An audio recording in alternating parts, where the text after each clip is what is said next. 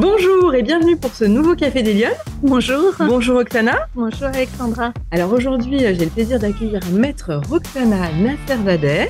Vous êtes avocate pénaliste. Alors vous avez plein de casquettes et plein de particularités. Vous êtes vous vous occupez de droit pénal, notamment de dossiers internationaux, mais pas que. Vous êtes d'origine iranienne, Oui. Et puis vous êtes également coprésidente d'une ONG qui s'appelle Prison Insider. Absolument. Voilà, et donc j'avais envie de vous accueillir parce que vous êtes notamment très investi sur la question de la place des femmes et notamment de la place des femmes iraniennes, dont on parle malheureusement beaucoup aujourd'hui. Voilà, et j'avais vraiment envie qu'on puisse vous accueillir, que vous puissiez nous expliquer la situation, ce qui se passe, puisque effectivement depuis septembre et la disparition, en tout cas l'assassinat d'une jeune femme qui s'appelle Massa Mahsa Amini. Amini, on a commencé un petit peu à parler de la place des femmes en Iran et de la situation actuelle. Mais évidemment, on voulait avoir votre point de vue et que vous puissiez partager avec nous cette situation qui est très, très préoccupante. Mais avant tout, Roxana, je voulais vous poser la première question de l'émission. Est-ce que vous êtes une femme engagée? Et ça veut dire quoi pour vous être une femme engagée? Tout d'abord, Alexandra, merci beaucoup de m'avoir invitée et de me donner la parole. Est-ce que je suis une femme engagée? Je n'en suis pas certaine. Une femme passionnée, convaincue, engagée, oui, j'essaye d'agir en fait en conformité avec ce en quoi je crois, Ouais. mais je crois qu'on peut faire encore plus. C'est vrai? Alors, parce que ouais, c'est une avocate qui me répond ça. Mais l'engagement, c'est un peu au cœur de de votre implication, de votre métier, de votre vie, puisque vous avez en plus plein d'autres casquettes au-delà de votre propre activité. Mais ne serait-ce que avocate pénaliste, on va peut-être expliquer un petit peu ce que c'est, mais vous défendez des gens dont la vie eh bien, est en train de basculer ou a basculé.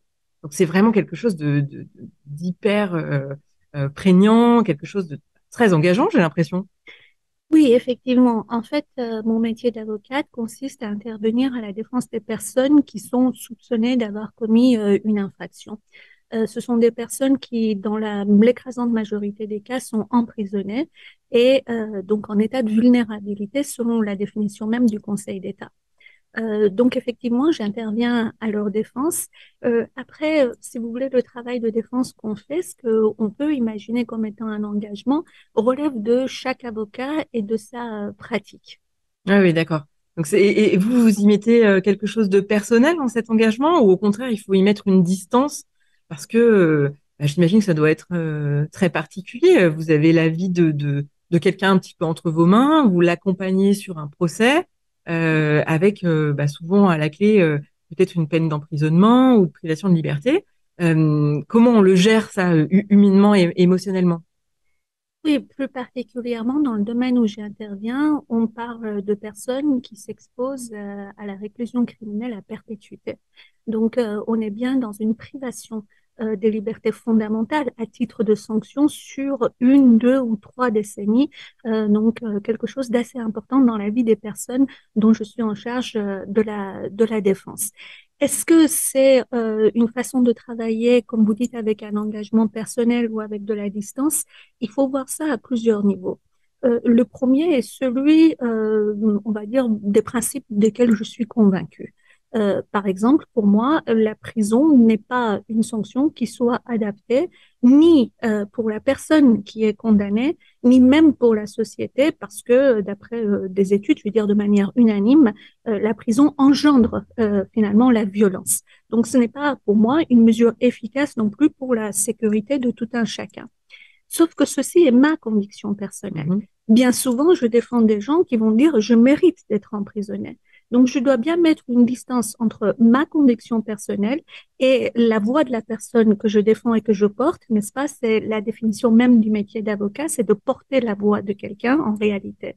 Donc, il y a cette distance qui s'impose. Un autre niveau d'engagement personnel ou de distance peut être dans la relation avec l'intéressé. Voilà une personne qui est accusée, en tout cas soupçonnée d'avoir commis une infraction terrible, extrêmement grave, avoir tué par exemple un enfant. Très souvent, cette personne va être complètement délaissée par ses proches, si ce n'est que ça pouvait être une personne qui était d'ores et déjà marginalisée avant les faits. Donc délaissée par ses proches, seule, dans un endroit où elle est exposée à la vulnérabilité, c'est-à-dire l'emprisonnement. Et au final, une de ses relations extérieures majoritaires va être son avocat, moi ou un de mes confrères ou consoeurs. Et là, tout de suite, à travers l'enquête et à travers la position d'isolement de l'intéressé, l'avocat va rentrer dans les détails les plus intimes de la vie de la personne dont elle est en charge de la défense. Et là, on voit bien qu'il n'y a plus de frontières et qu'on est tout de suite Mm. très proche de la personne. Mais en parallèle, nous sommes que avocats et donc, en tout cas pour ma part, je m'attache à poser une distance avec la personne que je défends. Alors, avocat pénaliste, c'est un milieu très particulier dans le monde des avocats. Est-ce qu'il y a beaucoup de femmes? Vous avez beaucoup de femmes consoeurs? Est-ce que c'est une profession où il y a beaucoup de femmes ou au contraire c'est très masculin ou bien réparti? Écoutez, il y a une croyance, en tout cas contemporaine, je ne parle pas de l'époque d'avant, au terme de laquelle le monde des avocats pénalistes est réduit à celui des hommes. Ceci est, en tout cas, à mon sens, de ce que je vois dans le prétoire, ne correspond pas à la réalité, Mhm. ou en tout cas est en phase de ne plus du tout être possible, puisqu'il y a une féminisation massive du métier, aussi bien du côté des magistrats que du côté des avocats. À la vérité, tous les jours dans le prétoire, si vous allez ici à Lyon et que vous vous asseyez au fond de la salle, vous allez voir autant de filles que de garçons qui viennent défendre les personnes au pénal. Pourquoi est-ce qu'on pense que c'est un monde d'hommes? Parce qu'en réalité, les stars du droit pénal, Ouais. ceux qui sont les plus médiatiques, ceux qui on invite à différentes émissions, ceux qui ont de la place en fait dans les médias, sont les hommes. En conséquence de quoi, les gens peuvent être convaincus que c'est un métier d'homme. En réalité, il y a autant de femmes que d'hommes, sauf que les hommes sont beaucoup plus mis en lumière que ne le sont les femmes. Donc il faut qu'on change ça. C'est d'ailleurs la raison pour laquelle vous êtes Absolument. invité aujourd'hui. Je vous Euh, remercie. est-ce que c'est un métier dont vous rêviez déjà petite fille ou c'est venu plus tard? Non, c'est toujours ce que je voulais. Toujours. Absolument. Petite fille, vous rêviez d'être avocate. Petite fille, je rêvais d'être avocate. J'étais consciente de ce que ça représentait comme travail et comme métier. Il faut savoir que je suis née en Iran. Ouais. Et donc, j'ai vécu très longuement à Shiraz, qui est l'ancien Persépolis, une ville en Iran. Et donc, j'ai vécu là-bas jusqu'à à peu près mes 12 ans. Donc, je voyais bien que la loi organisait en réalité le statut de chacun et de chacune et qu'en ma qualité de femme, j'avais moins de droits que les hommes. Et je comprenais aussi quel était le métier d'un avocat et comment est-ce qu'un avocat devait manier la loi dans le plus grand intérêt de son client. Et puis et surtout, très tôt, j'ai compris que les avocats étaient les gardiens des libertés individuelles et collectives. Et donc, c'est absolument le métier que j'ai toujours aimé faire. Je me souviens quand j'étais à l'école, mais je veux dire, je suis en CP ou peu importe, CE1, CE2, Ouais. je voyais ce phénomène de tous les élèves, toutes les filles, puisque les écoles ne sont pas mixtes en Iran, qui tout d'un coup se mettaient à ne pas aimer une des camarades. Voilà. Mhm. Et là, il y avait pour moi déjà un phénomène profondément injuste. Non pas qu'il était, si vous voulez, légitime ou pas d'apprécier telle personne, le fait de toute une majorité, de tous contre un, en soi, pour moi, était quelque chose d'anormal et d'injuste. Et donc, peu importe ce qu'on reprochait à la personne, tout de suite, je me posais du côté de la Mhm. minorité en réalité. Non pas que je cautionnais ou non son acte, Mhm. mais le fait que je n'ai jamais aimé le lynchage. Alors, et c'est des choses qui vous ont aussi marqué petite. On le dit, vous le disiez justement, vous êtes né en Iran, vous êtes d'origine iranienne, et vous avez été marquée très tôt, petite fille, de la situation, de la place des femmes. Et je crois justement que vous aviez un pacte avec vos parents, c'est-à-dire que pour sortir, pour être libre de sortir sans le voile, hein, sans être voilée, vous aviez les cheveux très courts, petite. Oui, absolument. Ce qu'il faut comprendre, c'est qu'en Iran, le voile est obligatoire pour les filles très tôt, dès lors qu'en réalité, elles ressemblent à des filles, on va dire. Et avant d'être formée, de ressembler à une fille, il y a bien deux espaces publics. Il y a celui institutionnel, on est à l'école, on est chez le médecin, on est à l'hôpital. Et là, parce que notre identité est connue par notre genre, donc on doit porter le foulard. Et puis, il y a l'espace public non institutionnel, on sort faire un pique-nique, Mm. etc., où là, effectivement, on n'est pas censé être fille ou garçon ou justifié de son identité. J'avais eu les encouragements de mon père, l'autorisation résignée de ma mère de couper mes cheveux extrêmement courts et de me faire passer pour un garçon à chaque fois que j'étais dans l'espace public non institutionnel.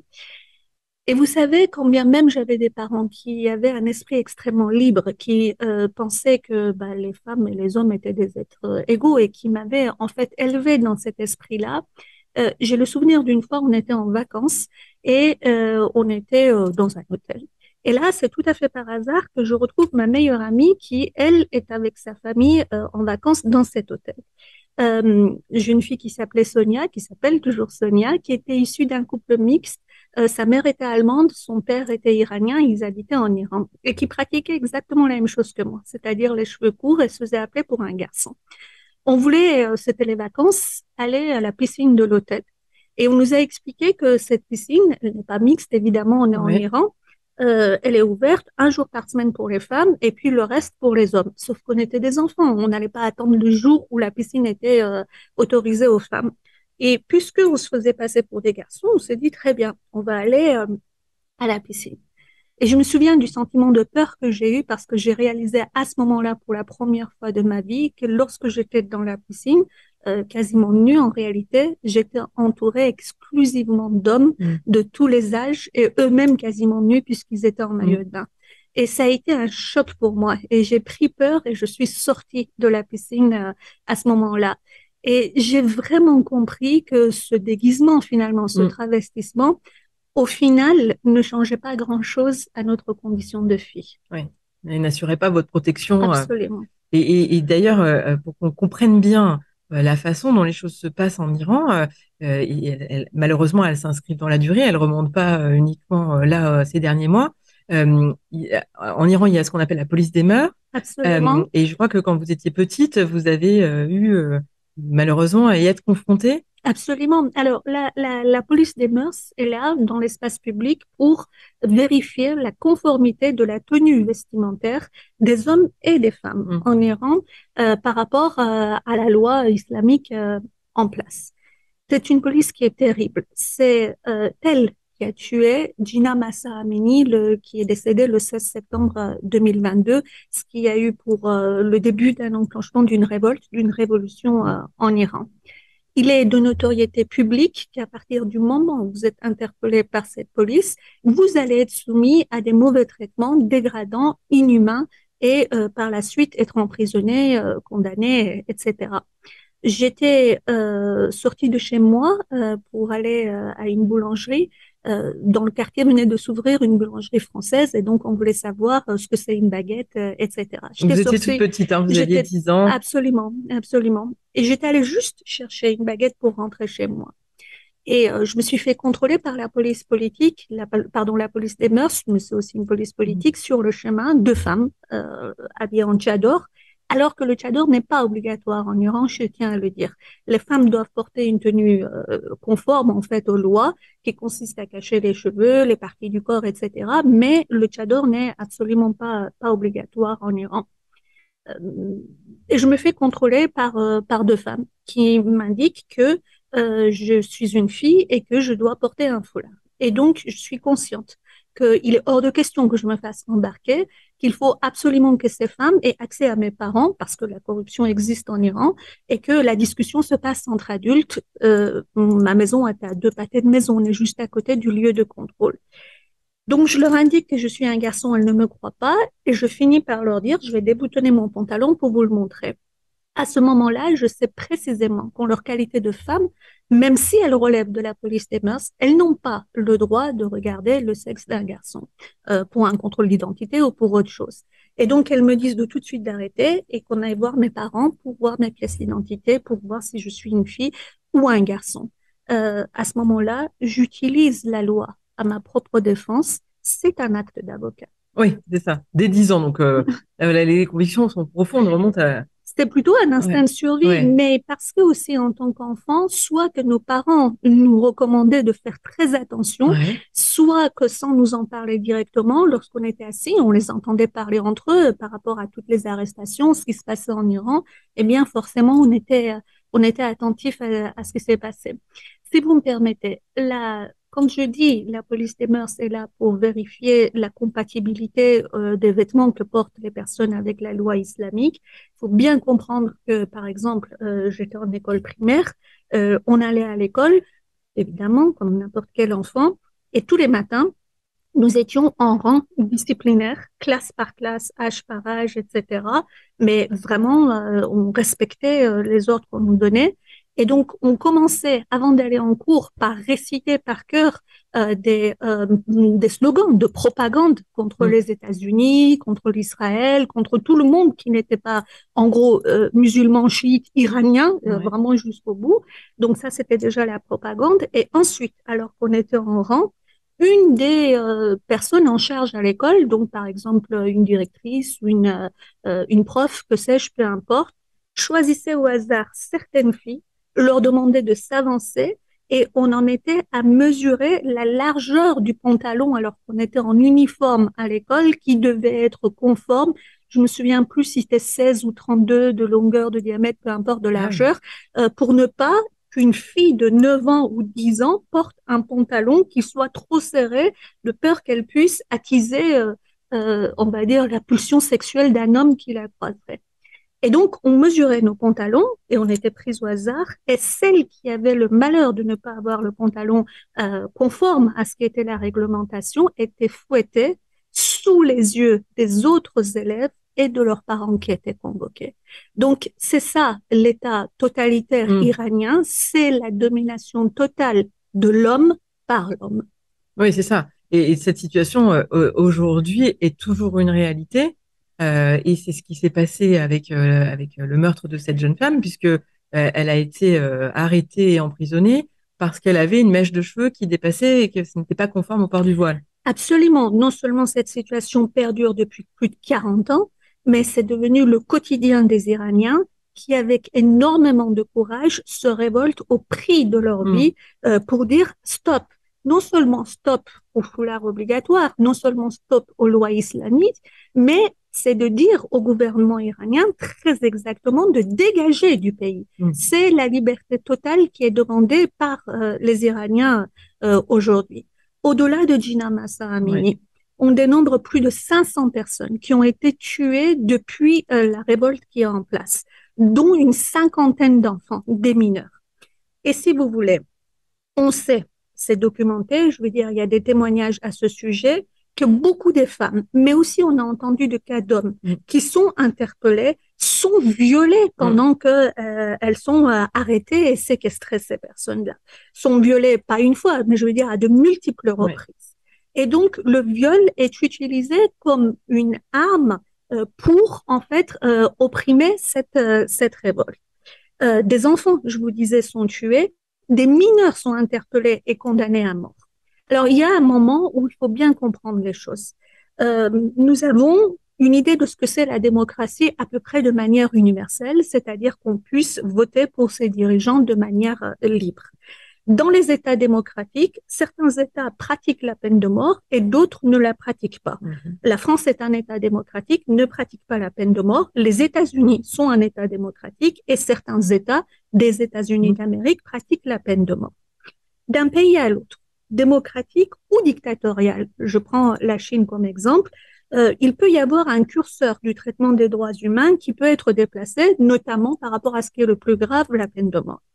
En revanche, à partir du moment où le viol, la torture, les traitements inhumains et dégradants sont utilisés comme armes d'oppression, comme pour réprimer, Mm. si vous voulez, la révolte des gens, à partir du moment où on tue des enfants, mais quand je vous dis des enfants, ce sont des enfants de 8, 10 ans qui sont tués. Là, on dépasse tout seuil de tolérance, de souveraineté étatique dans la manière à avoir géré les gens. Il y a quelque chose d'inacceptable à partir du moment où on touche aux enfants et à partir du moment où on utilise le viol dans le cas des arrestations. Et lorsque on a dépassé ce seuil, qu'on soit en Chine, aux États-Unis ou en France, Mm. on admet de manière universelle que ceci n'est pas acceptable. Eh bien, les dirigeants occidentaux devraient prendre acte de ce que le seuil a été Mm. dépassé par le gouvernement iranien de manière terrible et de réitérer. Et qu'à partir du moment où ce seuil a été déplacé, il n'y a plus de possibilité d'aucune négociation avec l'Iran. Il faut très clairement dire au gouvernement iranien que tous ces massacres qui ont eu lieu depuis plus de 3 mois, on ne peut plus revenir en arrière et les éviter. Mm. En revanche, il faut arrêter maintenant et tout de suite ce massacre pour 3 raisons fondamentales. La première, c'est que ce que l'humanité admet de manière universelle, c'est-à-dire la protection des enfants, est dépassé. Mm. Ce que l'humanité admet de manière universelle, qui est de dire on ne viole pas les personnes qui sont arrêtées pour justement les empêcher de recommencer ou intimider le reste de la population. Donc ça, c'est le premier constat. Le deuxième constat, c'est de dire que ce gouvernement ne peut plus durer. De toute façon, il va être renversé. Autant s'arrêter immédiatement. Il faut convoquer les ambassadeurs iraniens dans tous les pays occidentaux, leur expliquer que ceci n'est pas possible, fermer ces ambassades et également rappeler les ambassadeurs occidentaux qui sont en Iran pour que le gouvernement iranien comprenne bien qu'il n'y a aucun soutien international, qu'il n'y a aucune porte de sortie et que le mieux pour eux, c'est d'arrêter immédiatement, quitte à organiser leur sortie du pays, mais qu'on n'en parle plus de ces personnes qui ne méritent pas d'être de dirigeants. Donc c'est important que la communauté internationale se mobilise, en tous les cas que les pays étrangers participent et expriment le fait que ça sert à quelque chose en d'autres termes, parce que les gens se posent beaucoup la question, qu'est-ce qu'on peut faire à titre de citoyen français et dans quelle mesure ce qu'on fera comme action en France aidera ou n'aidera pas les gens qui sont sur place. En tant que citoyen français, hommes, femmes, on peut faire comprendre à ceux pour qui on a voté, à qui on a délégué notre pouvoir de direction de pays, y compris de la politique internationale, que nous sommes des républicains et que nous n'admettons pas le meurtre d'enfants, nous n'admettons pas le viol comme outil de répression. Et que, à partir de ce moment-là, on ne souhaite pas que M. Macron serre la main des dirigeants iraniens à l'occasion d'événements internationaux. Que plus que ça, on n'attend pas simplement des tweets de la diplomatie française qui dénoncent en fait les exécutions qui ont lieu actuellement. Nous devons, en tant que citoyens, demander à nos dirigeants de dire très clairement à l'Iran, au gouvernement iranien, qu'ils ne sont pas soutenus. Ça, c'est ce que nous pouvons faire comme citoyens. Est-ce que ça servira à quelque chose que les États occidentaux, et puis au-delà de l'Occident, je veux dire Oui. les États du monde entier, démocratiques, en tout cas soucieux des droits humains, interviennent pour dire à l'Iran que nous n'acceptons pas ceci? Eh bien oui, parce que plus le pays se sentira isolé sur le plan international, plus les dirigeants comprendront qu'il ne s'agit pas de la colère de quelques-uns en Iran, il s'agit de quelque chose d'une dénonciation unanime. J'ajoute que la même mobilisation est indispensable, si vous voulez, au soutien des femmes afghanes. La situation en Afghanistan est quelque chose d'inadmissible. Et les femmes sont extrêmement isolées, marginalisées, sans aucun droit en Afghanistan.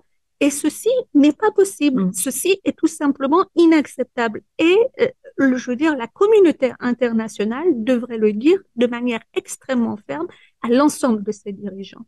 Alors, je voudrais vous poser la question du voile, du port du voile, puisque on a souvent ce débat en Occident, et notamment la question de savoir si certains disant ou présentant l'argument que finalement le voile n'est qu'un bout de tissu et donc relève du choix individuel. Comment vous l'apercevez-vous cette question? 2 éléments. Le premier, c'est que tant qu'on dira aux femmes comment elles doivent s'habiller, il y a quelque chose qui ne va pas.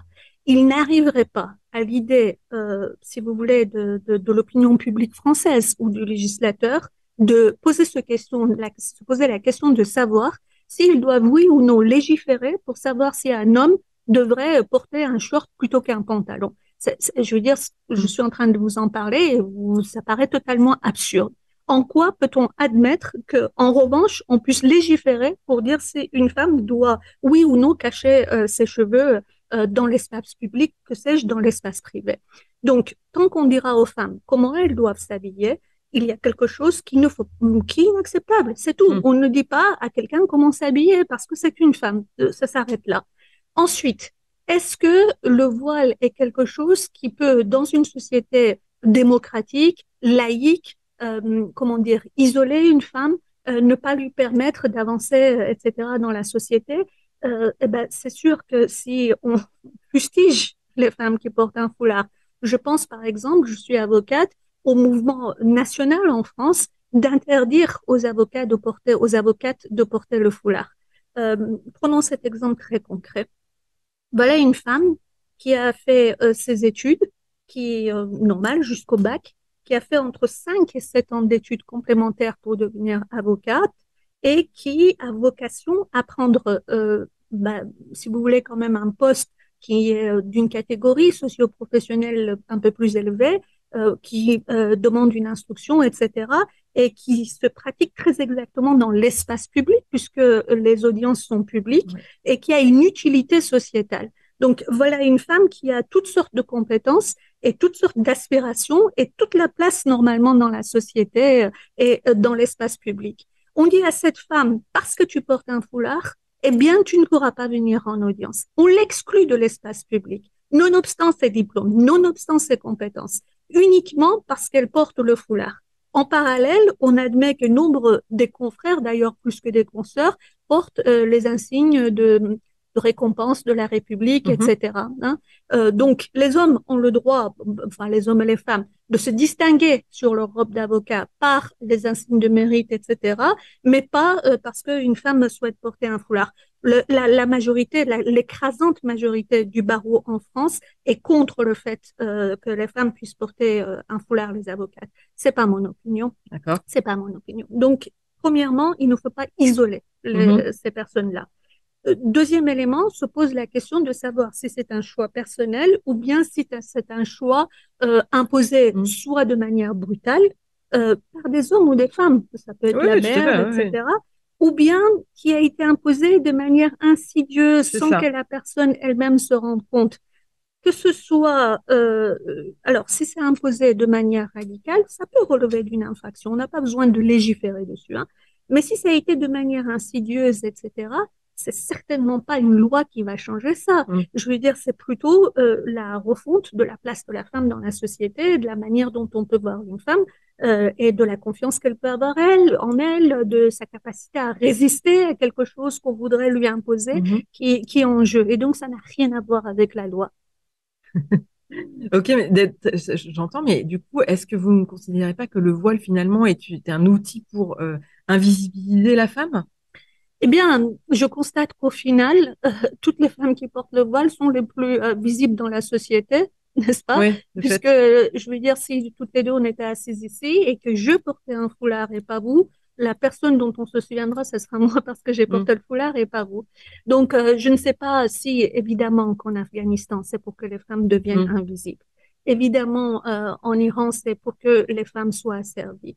Mais lorsqu'on est, en tout cas, dans une société où la grande majorité des personnes ne portent pas le foulard d'une Mm. part, dans une société laïque, et où d'autre part, les personnes qui portent le foulard sont stigmatisées, ben, c'est tout l'inverse. En réalité, le foulard ne va pas invisibiliser Mm. ces personnes. Au contraire, elles seront le plus vues.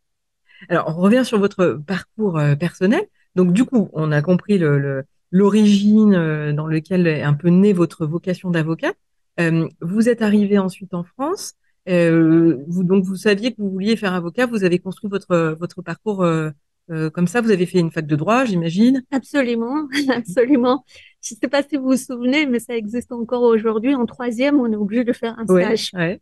Et donc, je reçois volontiers les élèves de troisième à mon cabinet.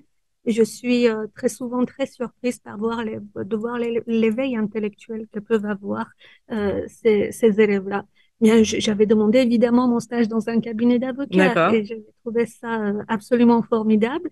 J'ai commencé mes 2 premières années d'études de droit. Et là, on avait la chance, j'étais à l'université de droit de Saint-Étienne. À l'époque, on avait un 2 de licence, Ouais. etc. C'est plus le cas actuellement. Et j'avais la chance d'avoir un cours d'1 heure par semaine de sciences politiques. Et c'était précisément ça. J'étais en train d'étudier la loi et je n'en comprenais pas l'esprit. En tout cas, j'avais besoin d'en comprendre l'esprit. Donc, j'ai continué par une licence et une maîtrise de sciences politiques et puis des études en droit humanitaire, mais uniquement pour comprendre le fonctionnement du droit humanitaire et des institutions internationales. Et puis, j'ai travaillé dans le domaine de la banque Ah oui, d'accord, à ok. l'issue de mes études.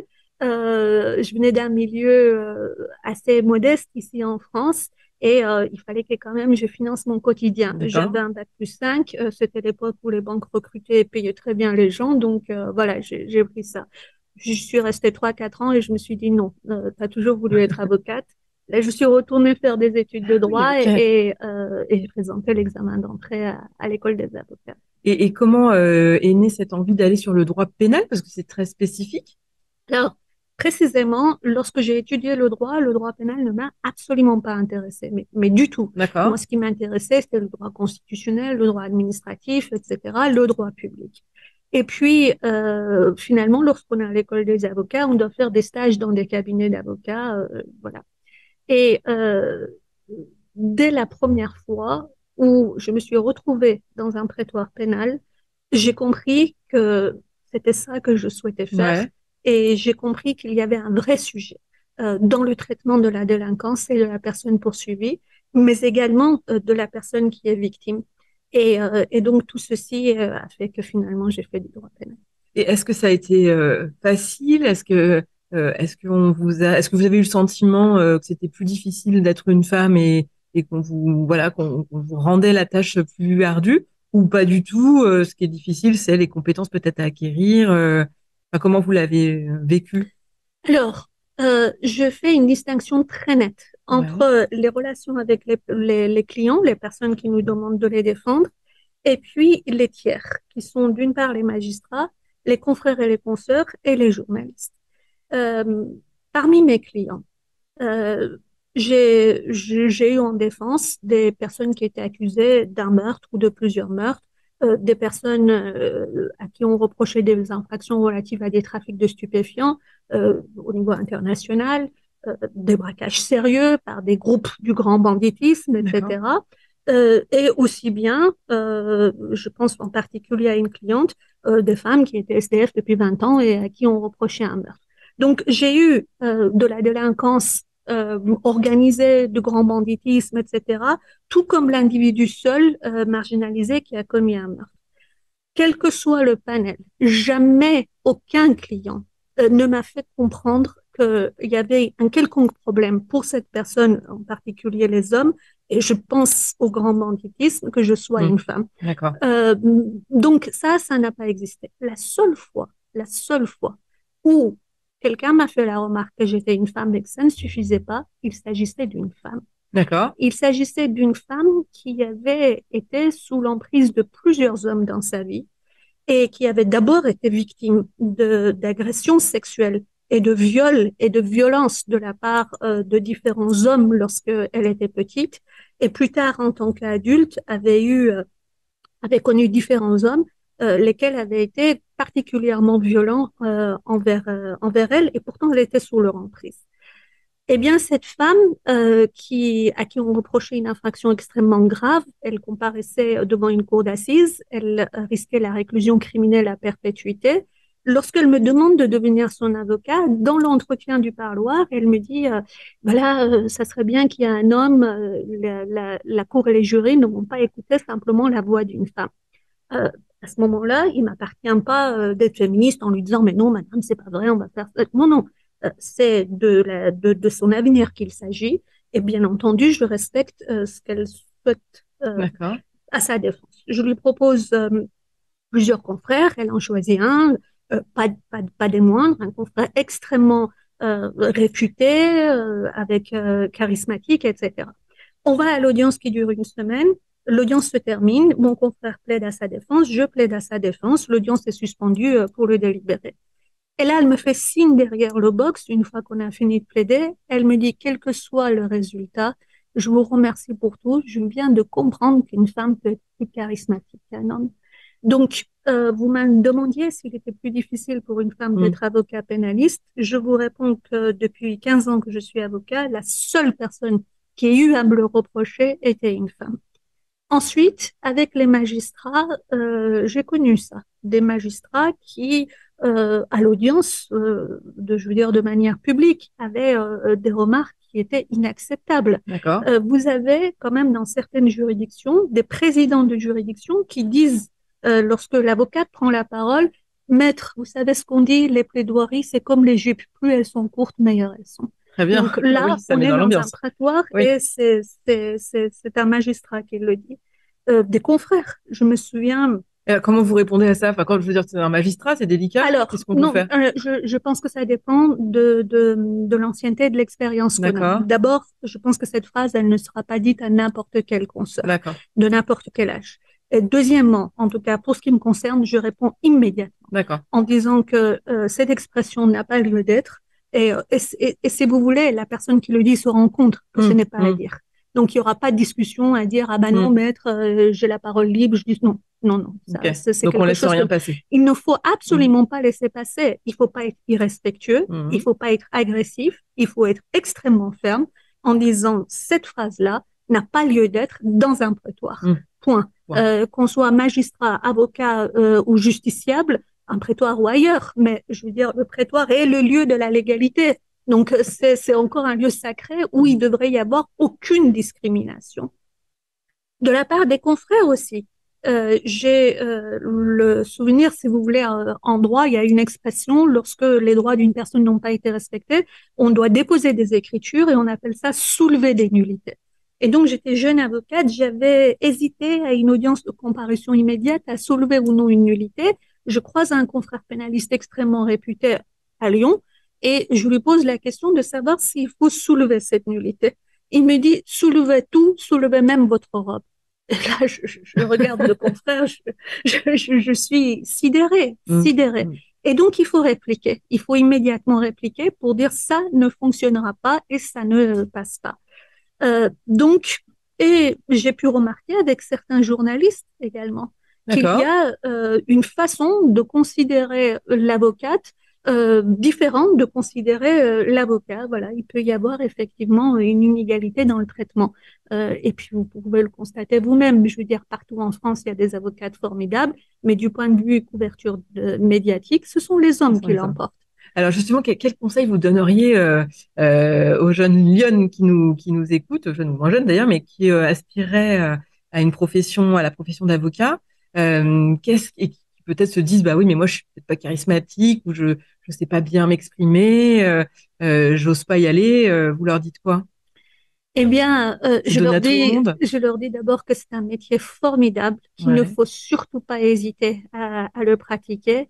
C'est un métier dans lequel, en fait, on apprend le droit et lorsqu'on est confronté au quotidien à la défense des gens, on apprend un tas d'autres choses, de d'autres domaines auxquels on n'aurait jamais pensé.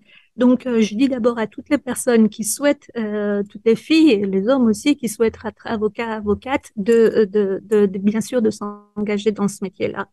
Euh, Personne n'est à l'aise à l'idée de prendre la parole en public. Je ne prends pas la parole dans un prétoire, dans une cour d'assises en me disant, oh là là, enfin, ça va être formidable, je me pose aucune question. Non, non, sans cesse, on a la trouille, sans cesse, on veut bien faire et sans cesse, on s'améliore.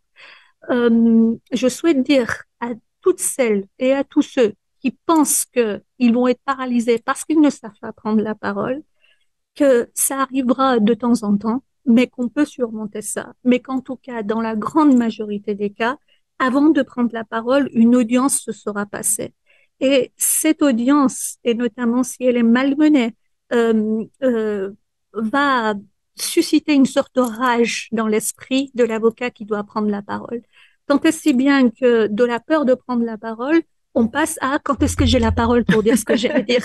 Et ça Et devient le donc, moteur? exactement. Et donc, ça devient un moteur. En tout cas, que ce soit des hommes ou des femmes, dès lors qu'il y a un propos qui met en cause leur égalité, leur dignité, leur humanité, ça peut être des femmes, ça peut être des hommes, ça peut être des gens à raison de leur orientation sexuelle, Mhm. etc. Il ne faut jamais rien laisser passer. il faut immédiatement dire que ça, c'est inacceptable et que ça ne doit pas avoir lieu. Donc, voilà. Et c'est peut-être aussi plus facile de défendre les intérêts de quelqu'un d'autre que pour soi. Totalement, évidemment, évidemment. Il est beaucoup plus facile de prendre la parole à la défense de quelqu'un que de prendre la parole à sa propre défense. Vous savez, Maître Frédéric Bons, qui est une avocate que j'apprécie énormément, intervenait un jour lors d'un colloque à l'Institut de défense pénale et elle disait cette chose-là. Elle disait, imaginez, c'est la nuit, vous êtes complètement paumé, vous devez absolument traverser une forêt, vous n'avez pas le choix. Cette forêt est dangereuse, la météo mauvaise, bref, vous êtes dans toutes les conditions effroyables possibles. Si vous devez traverser cette forêt seule, vous serez apeuré, vous allez faire ce que vous allez pouvoir et puis vous allez la traverser. Si vous aviez un enfant avec vous et dont vous étiez obligé de prendre la main pour traverser la forêt, vous allez être galvanisé, plein de courage et vous allez tout affronter. Eh bien, cette forêt est le procès et cet enfant est votre client. Et elle avait raison. Ouais, c'est une très belle image. Absolument. Et alors, Roxana, dernière question de l'émission. Si vous aviez, vous, une baguette magique, vous feriez quoi pour que les femmes, elles s'impliquent plus dans le débat public?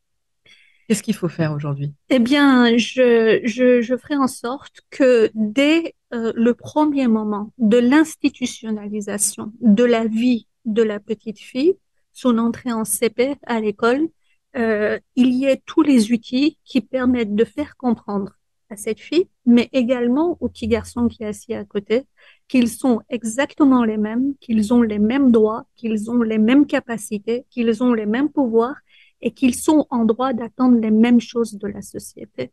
Donc, ma baguette magique consisterait à changer l'esprit d'éducation et l'ambiance générale en réalité qui règne de différence entre les femmes et les hommes dès lors qu'ils sont dans un espace institutionnalisé. Très bien. Bah, écoutez, maître, je vous remercie infiniment d'être venu ce matin nous parler de votre parcours, de parler également aussi de la situation, de la place des femmes iraniennes, et également du peuple iranien aussi dans son ensemble. En tout cas, merci d'avoir pris ce temps, parce que je Merci sais que pour vous votre avez un emploi invitation. du temps chargé. Voilà, j'espère que ce café vous aura plu. On reparlera évidemment de l'Iran et du combat pour les femmes iraniennes à Lyon, notamment dans les prochaines semaines. Merci d'avoir suivi ce café. Je vous souhaite une agréable journée. Je vous donne rendez-vous la semaine prochaine pour un autre Café des Lyonnes. Au revoir. Au revoir.